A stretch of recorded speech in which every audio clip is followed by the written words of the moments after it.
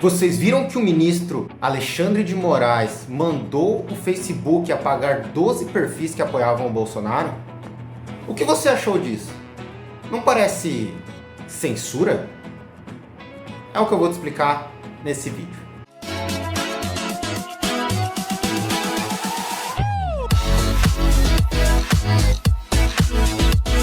Olá, senhoras e senhores, eu sou o Cássio e você está no Direito Tipificado e hoje a gente vai falar sobre o caso do ministro do STF, Alexandre de Moraes, ter determinado que o Facebook apagasse 12 páginas do seu arquivo de páginas que apoiavam o Bolsonaro. Pois bem, a história é a seguinte: o ministro Alexandre de Moraes intimou o Facebook para que fossem bloqueados 12 perfis bolsonaristas e ampliou uma multa diária que já existia de R$20 mil para R$100 mil. Tá, aqui você já pode ter pensado, mas isso não é censura? Afinal, o ministro tá barrando uma rede social de transmitir notícias ou opiniões, levando em conta que uma rede social é um local público, entre aspas, onde as pessoas falam o que querem na hora que querem em suas próprias contas, e também porque não existe só perfis do Bolsonaro. Existe perfil da esquerda, do Lula, petista, feminista, nazista, todo tipo de opinião.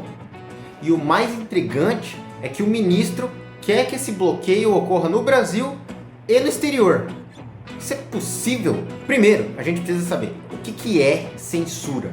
Censura é o cerceamento e desaprovação de um conteúdo, de uma determinada mensagem, seja política, artística, de qualquer tipo, e a sua retirada de circulação pública, sob a justificativa de que estaria prejudicando um indivíduo ou uma coletividade. A Constituição, no seu artigo 5º, ela traz essa proteção contra a censura, digamos assim. O inciso 4 diz: é livre a manifestação de pensamento, vedado o anonimato.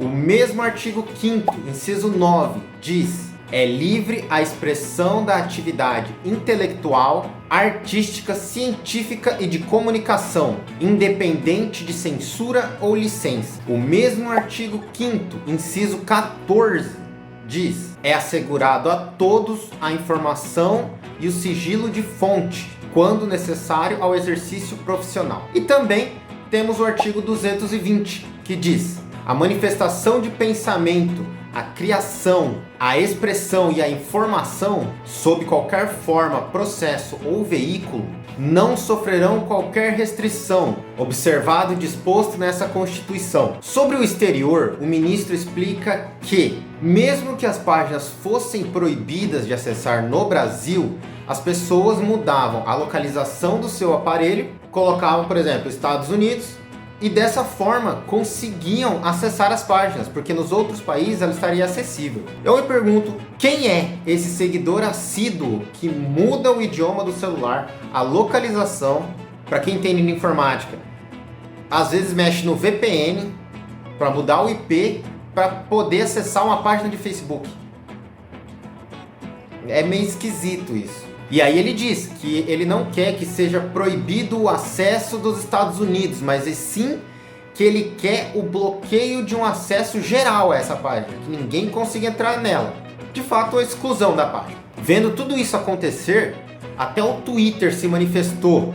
Eu vou ler aqui o que a empresa Twitter disse sobre o caso. O Twitter bloqueou as contas para atender a uma ordem judicial proveniente do inquérito do Supremo Tribunal Federal, STF.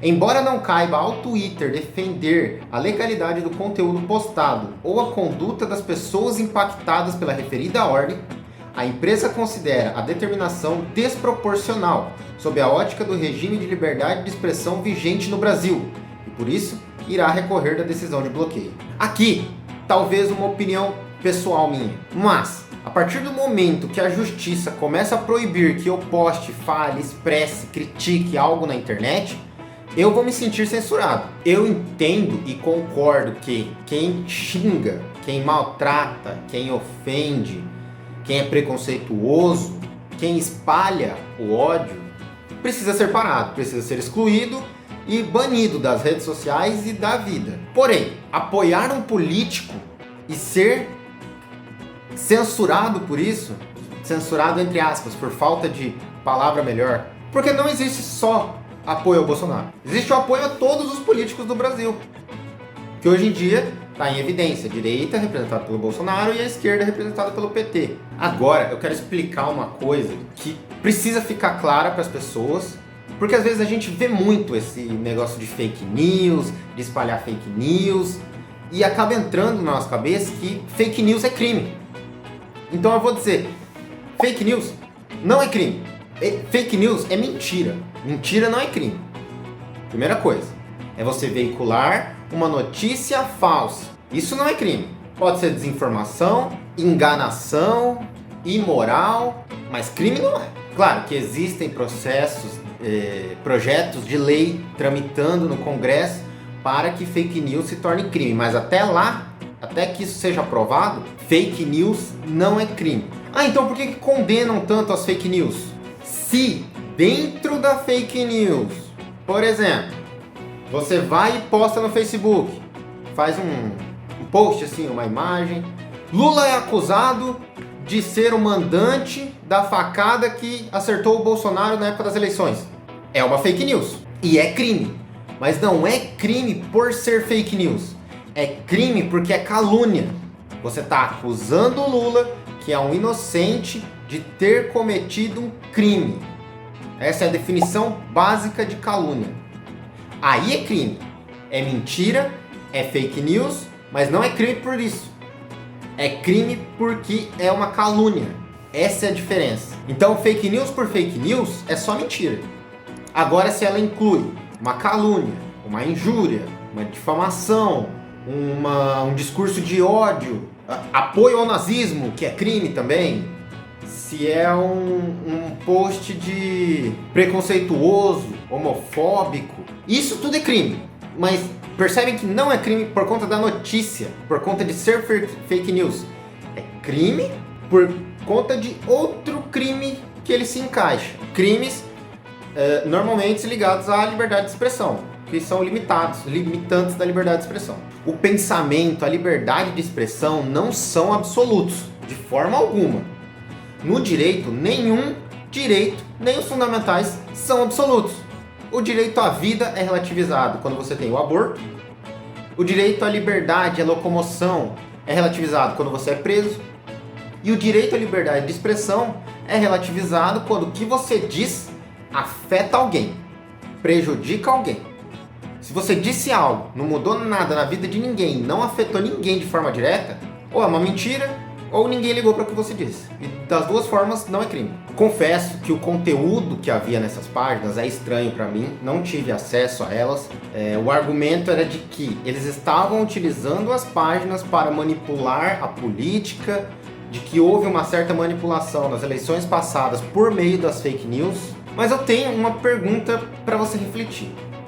O culpado da propagação da fake news é quem cria ou é quem espalha? Porque é o seguinte, pensa comigo, se o cara cria uma fake news e fica por isso, nada acontece, concorda? Não acontece crime. Se ninguém espalhar, não acontece crime.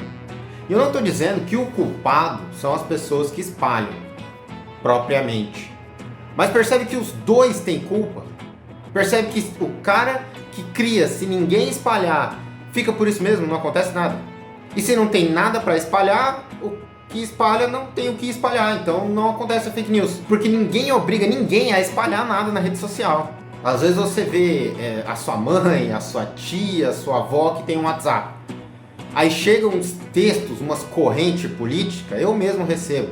E notícias, e principalmente agora por conta do Covid, notícias de vacina, da cloroquina, de não sei mais o que. Muitas fake news, mas muitas. E muita gente espalha. As pessoas não vão atrás, as pessoas não pesquisam fonte, não perguntam para quem passou para elas, mas de onde você tirou isso aí? E quando pergunta, às vezes a resposta é, me mandaram aqui. E você está espalhando? Ah, mas é parecido, olha aí, ó, tá falando que a cloroquina não funciona, ó, bem que eu falei que o Bolsonaro não prestava. Normalmente é um discurso desse tipo assim, e a pessoa não sabe. Não tô dizendo que a cloroquina funciona, foi só um exemplo. Não sou farmacêutico, nem médico, nem nada, não sei nada de remédio. Então as pessoas precisam aprender a filtrar essas fake news. Esses dias chegou para os meus pais uma fake news de que a NASA ia tirar uma foto de calor de um satélite do espaço. Satélite do espaço. Uma foto de calor das pessoas para descobrir quantas pessoas estavam infectadas com o Covid. E que 10 horas da noite era para todo mundo ficar na frente de casa para que essa foto fosse tirada. Tem base uma coisa dessa? E tinha muita gente espalhando isso. Entendem? Que precisa ter um filtro, gente. Leu? Se é uma coisa absurda, uma coisa que não aconteceu, mesmo que alguns fatos, porque a fake news ela funciona assim. Eles pegam uma verdade, destrincha ela, aumenta ela um pouco, e aí no meio dessa verdade eles colocam os pontos deles. E aí o começo é verdade, o meio é a fake news, mas o fim é a verdade. E aí você acaba acreditando, fala, pô, mas isso aqui eu vi no jornal mesmo, ó, isso aqui é verdade, não é fake news não. E acaba que é fake news. Desinformação, gente, está em todo lugar. Na fofoca da sua vizinha, na conversa com seu amigo, na história que te contam e na internet, está por todos os lugares. Imagina se o STF fosse proibir todas as páginas que divulgam algum tipo de desinformação. Primeira coisa que ia acabar era todas as redes sociais. Pode fechar, YouTube, Instagram, LinkedIn, o Orkut já foi. Facebook, Twitch, o Twitter, pode fechar o Google, que tem muito site na busca do Google que fala besteira. E aí, a culpa é do Google? Vai fechar? Eu achei muito interessante o que o Twitter falou, quando ele diz: não cabe ao Twitter defender a legalidade do conteúdo postado ou a conduta das pessoas impactadas. Por que o Facebook foi multado? Que culpa o Facebook tem das pessoas entrarem lá, criar uma página e começar a disseminar fake news? Começar a cometer crime que seja, cometer difamação, calúnia. Que culpa o Facebook tem? O Facebook é só uma plataforma, gente. Como eu disse, como se fosse bloquear o Google, porque uma pessoa hospedou o site dela na pesquisa do Google. Se for assim, vai começar a fechar todos os sites da internet. Tanto é que, no meu entendimento, e eu com certeza não sei mais que um ministro do STF, mas analisando como as coisas estão andando, esse recurso, tanto do Facebook quanto do Twitter, eles vão ganhar. Eles vão obter êxito, pelo menos para ficarem isentos das multas. Porque para eles também não importa perder as 12 páginas. Tem 1 trilhão de páginas no Facebook. Não vai mudar nada na vida deles. A preocupação deles é estar tomando uma multa de 100 mil reais por dia. Aí afeta o orçamento, né? E aí, o que você achou? Foi censura? Não foi? A decisão do ministro foi acertada? Ele tá errado?